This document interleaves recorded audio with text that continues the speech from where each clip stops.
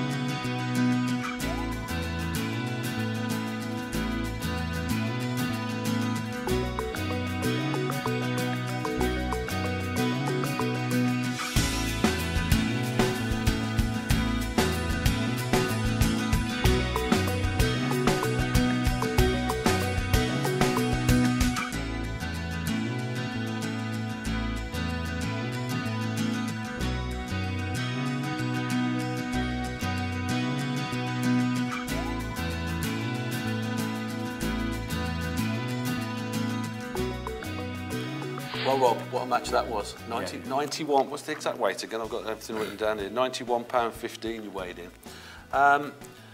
The start of the match was quite amazing to watch, being on this side of the camera, if you like, because several of you started off by putting spod loads of bait out everywhere. Just talk me through, really, you know, how your approach came about and how you went about fishing it.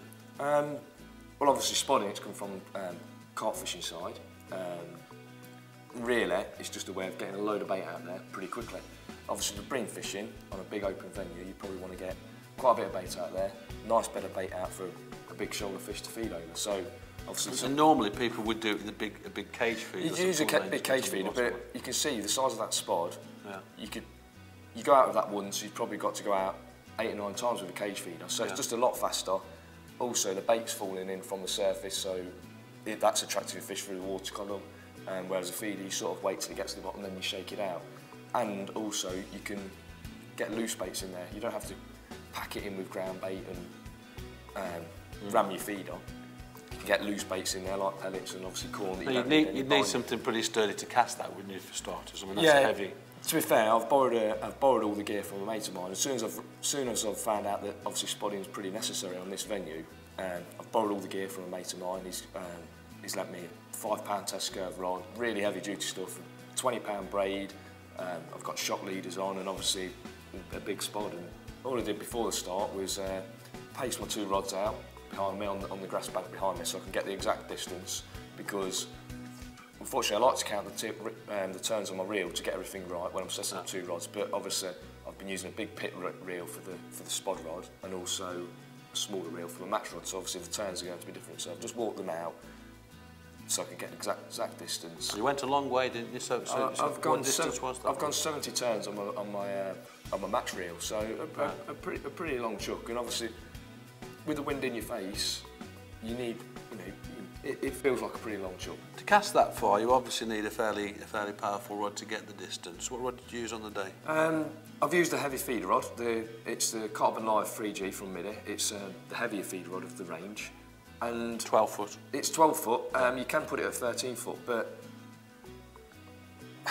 it's not something I like. I like I like the shorter rod. I'm like 12 foot's good. Yeah, I like a 12-foot rod, and obviously with it being a heavier action, obviously it's got the power there to push the glass tip or carbon? I've used the carbon tip. Carbon tips. Used the carbon tip, and I've used the medium carbon tip. Yeah, excellent. Okay, so we've got a better bait down with the spod. Yeah. What happened next? I spent probably half an hour fishing the pole. I'd fed my pole lines, sort of waiting for my bream lines to settle. Nothing really, nothing on the pole at all, which was quite surprising because in practice I'd caught loads of fish on the pole, loads of small fish. The chap next to me, Eric Yeomans, he was fishing feeder, fishing it quite tightly, not putting as much bait, but he was fishing a nice tight feed. He caught 2 fish in 2 chucks, so I thought, well, obviously it's time for me to have a go on my feed. Cast out, sink my line, the tip's going before I can even tighten up. So obviously, you know, they'd found the bait and it was solid. Yeah. And it's sort of carried on that sort of, you know, sort of carried on like that for the rest of the day. Just talk me through the rig that you used then on the day.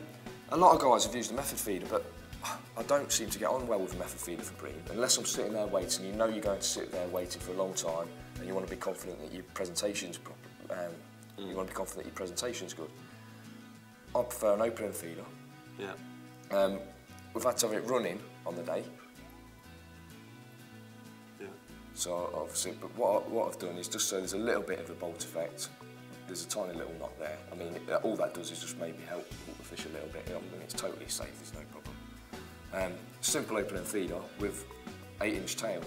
The reason I use a tail is quite often you cast out, and like I say, you sink the line, and there's one there. That with a method feeder, that doesn't happen. If the fish decides to follow the bait down and picks up the first loose item that it sees, it's got your hook bait. With a method feeder, it's got to wait. It's got to wait for everything to dissolve and sort of expose itself. Well, it was quite amazing, really, watching the three of you in the line, because there's John Arthur fishing a method feeder, Yeah. there was Ian Didcott fishing a more Yeah. traditional paternoster Yeah. with a long tail, Yeah. and then you fishing that ever so different. Yeah. And all of you. I suppose this is just almost a mix of the two. Then Yeah, it's a mix of the two. To be fair, I've always found this sort of style good for bream as well, because with a cage feeder, you cast out. On impact, some of the bait will fall out, Yeah. and you're creating sort of a wider area. And bream aren't constantly on the bottom; they're at different depths, and you're looking to spare one to feed in and actually pull it down to the bottom and pull it to your bait. And I always find that an open feeder is slightly better. Okay, just talk me now through main line. So main line down to the feeder was what? Oh, well, to be fair, on the day I've used braid just for the fact of casting. Yeah. Straight down to the feeder. Straight down to the. Well, I've used a £10 shot leader. Right. I like that because you can see what everything that's going on. All the little tiny indications, all the little line bites. You know that you maybe want to cast a couple of yards shorter off your feed a little bit, so you get rid of the line bites. Okay. Hook length. Hook length was 0.14. I've used low vis hook length, really low vis. And did you do? And obviously you got a hair rig on this. Yeah, I've used a little quick stop. They're just so quick. I mean, I just use a quick stop. I like to cut them down so they're not as. So what was the best hook bait on the day? A grain of corn, without a doubt. Just a single grain of corn, a nice big grain of corn, because I found that the bigger the grain, the bigger the fish on the day. Nice big grain of corn, stands out well on the bottom. Packed the feeder with pellets and corn, cast it out, sit in the line. So how much bait do you reckon you got through by the end? Probably around this initial stuff. Probably around 6 or 7 pints of bait, which is a lot of bait when you consider none of it's ground bait. It's actually bait that fish can actually physically eat, and it's a filling bait, ground bait. Not every piece sort of gets eaten, and small fish eat it. This is bait that actually the bream and the bigger fish can sit over. So yeah, it's bait that's working for you. Good stuff. Well, it was a pleasure to watch you, mate. It was a great match. Now you move on to the Thames. Yeah. There's 8 left. So any fans of that one? I've never even seen the Thames, so I don't know. But I have been fishing rivers over the winter, fishing the Saw Winter League. So I'm hoping that sort of stands me in good stead. It looks like being a roach match, so... yeah, I'm going to get down there for a practice and we'll just got to see how it goes. Well, like I say, we're down to the last 8 now. We're down to the River Thames at Abingdon in Oxford.